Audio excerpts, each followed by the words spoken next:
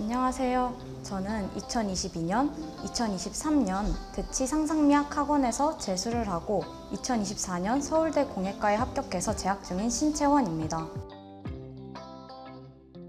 2024년도 수능 성적은 국어 2등급, 백분위 96, 수학 5등급, 영어 1등급, 한지 1등급, 백분위 96, 세지 2등급, 백분위 94, 한국사 1등급이었고 서울대 계산식으로 256점을 받았습니다. 대학은 나군 서울대학교 공예과와 다군 홍대 세종 자율전공에 합격했습니다.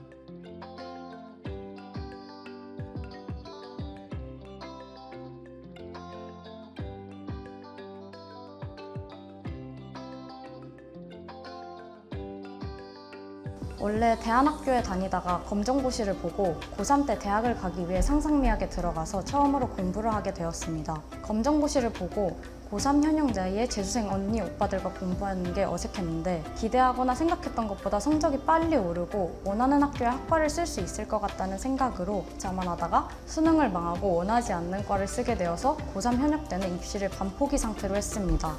그 결과 국민대 AI 디자인에 예비 3번이 뜨긴 했지만 아쉽게 불합격하게 되었고 지원했던 다른 대학들에게도 떨어지게 되면서 상상미학에서 다시 재수를 하는 것으로 결정하게 되었습니다. 결국 고3 재수라는 2년의 시간을 상상미학에서 보냈습니다. 대안학교 자퇴 이후 여러 학원들을 찾아보다가 엄마 지인분이 대치 상상미학 학원을 추천해 주셔서 다니게 되었습니다. 저는 금방 나태해지는 편이어서 엄격한 관리가 필요한데 상상미학 학원의 철저한 관리가 저에게 맞다고 생각해서 등록하게 되었습니다.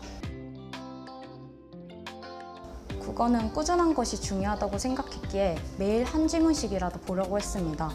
국어는 지문 해석을 하고 종이에 그 내용을 알아보기 쉽게 정리하는 연습을 했습니다. 그리고 시험을 보고 난 뒤에 왜 이 문제를 틀린 건지 이유를 찾아나가면서 잔실수나 내가 부족한 점을 찾아 메꾸려고 노력했습니다. 수학의 경우 재수를 시작하면서 서울대 공예과를 목표로 정했기 때문에 완전 처음부터 시작하는 것이나 마찬가지였습니다. 그래서 가능하면 무조건 개념 위주로만 공부했고 주로 문제집을 풀면서 틀린 것을 노트에 따로 적어 복습했지만 지원하는 학과 특성상 수학은 감점제라 4, 5등급 정도면 충분했고 국어, 탐구 비중이 높았기 때문에 수학에 많은 시간을 할애하지는 않은 것 같습니다.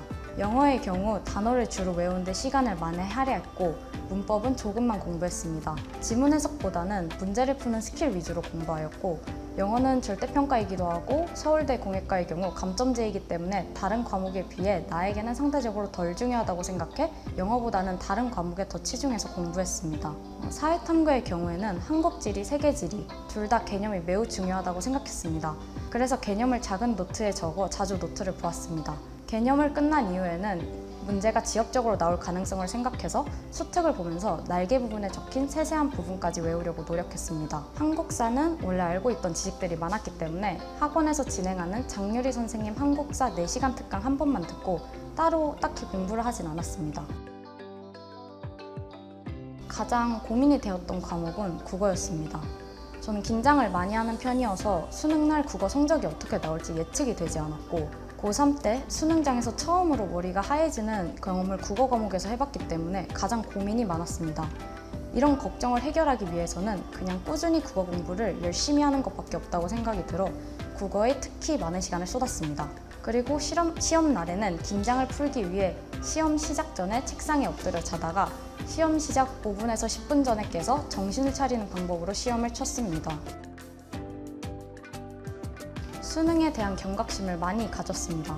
사실 고3 때는 사설이나 육모, 구모가 그대로 수능 성적이 될 거라고 생각해 수능 직전 많이 나태해졌던 것 같습니다. 그러다가 수능 때 뒤통수를 제대로 맞고 겸손함을 배웠습니다. 시험을 잘 쳐도 어차피 수능에서 망하면 다 꽝이다, 수능에서 망할 수 있다 라는 생각을 갖고 평소에 점수가 좋게 나와도 흥분하지 않고 꾸준히 하려고 노력했습니다. 고3 현역 시절을 상상미학에서 보냈습니다. 아쉽게 예비로 떨어지면서 재수 역시 상상미학 학원에서 하기로 결정하면서 대표님 상담 후 목표를 서울대로 잡았습니다. 수능에서 목표하던 서울대 공예 점수가 나왔고 합격을 하게 되면서 엄마가 엄청 좋아하셨습니다. 대표님께서 재수 시작할 때 제 서울대 화분 자리를 비워놓는다고 하셨는데 그 자리를 채우는 약속을 지킬 수 있게 되었다고 하시면서 많이 좋아하셨던 것 같습니다. 어머니께서 우리 딸 대안학교 다니다가 2년 동안 상상미학 다니고는 서울대 붙었다고 하니까 주변 분들이 다들 축하한다가 아니라 기적이다 하면서 많이 놀라셨다고 하시더라고요. 대표님한테도 이런 문제를 보내셨던 것 같아요. 우울할 때는 야식을 먹거나 친구들과 대화를 하면서 스트레스를 풀었습니다. 그리고 아픈 날에는 고통을 참으면서 공부하기보다는 그냥 그날은 푹 쉬는 것이 다른 날에 피해가 안 가고 몸이 상쾌해졌던 것 같습니다.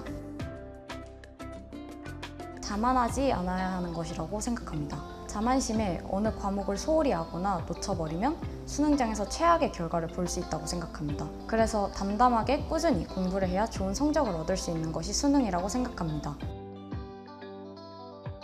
해이해지지 말고 끝까지 열심히 준비하면서 선생님들과의 조언과 피드백을 수용하기를 바랍니다. 선생님들은 우리보다 더 오래 수능판에 계셨고 더 많은 사례들을 보셨기에 당장 옆에 있는 친구나 커뮤니티의 말 같은 것들은 듣지도 보지도 말고 선생님들을 믿고 의지하셨으면 좋겠습니다.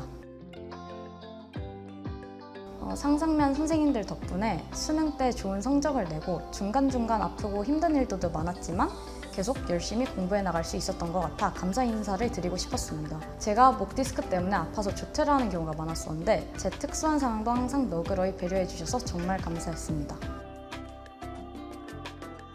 상상미학이란 나에게 희노애락이다. 저는 자퇴 후 검정고시를 치고 2번의 수능을 모두 상상미학과 함께 했습니다. 첫 수능 때는 학원에 잘 적응하지도 못했고 크나큰 좌절감으로 인하여 슬픔과 좌절을 맛보았던 것 같습니다. 그리고 공부를 하면서 스스로에 대한 실망하거나 분노하는 경우도 많았는데요. 하지만 학원에서 선생님들이나 친구들을 만나며 얻는 기쁨이 있었고 최종적으로 목표했던 서울대 합격하면서 정말 행복했기에 많은 복합적인 감정들이 느껴지는 것인 것 같습니다.